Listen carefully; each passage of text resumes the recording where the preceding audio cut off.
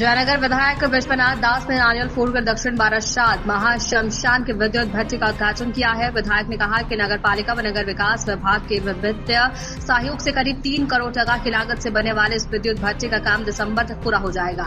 जयनगर थाना अंतर्गत दक्षिण बारासात महाश्मशान करीब 300 साल पुराना है।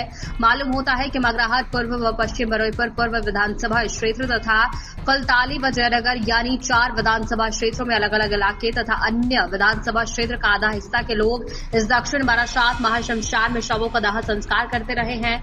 क्योंकि दक्षिण बारासात बाजार, दक्षिण बारासात हाई स्कूल व रेलवे स्टेशन इस शमशान घाट के करीब है, इसलिए दिन भर में कई दाह संस्कार से इस इलाके में धुआं भर रहा है।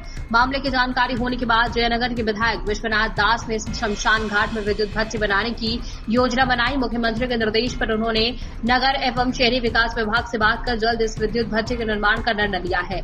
जयनगर के विधायक विश्वनाथ दास ने रविवार को नारियल फूटकर शमशान घाट में विद्युत भट्टी का उद्घाटन भी किया है। কতদিনের মধ্যে সম্পূর্ণ হবে?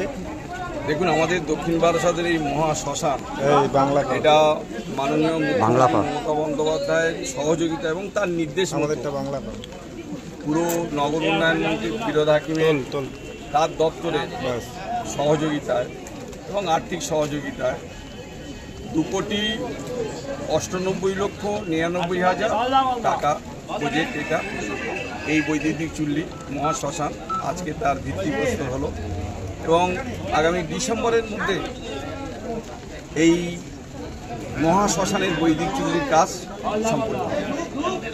কতটা মানুষের উপকার হবে এলাকায়? দেখুন, এটা মগরাহাট পশ্চিম, মগরাহাট পূর্ব, বারুইপুর পূর্বের 6টা জিপি এবং কুলতলির মানুষ, জয়নগরের মানুষ, 4টে বিধানসভা আর একটা বিধানসভার হাব, প্রায় 4.5 বিধানসভার মানুষ উপকৃত হল।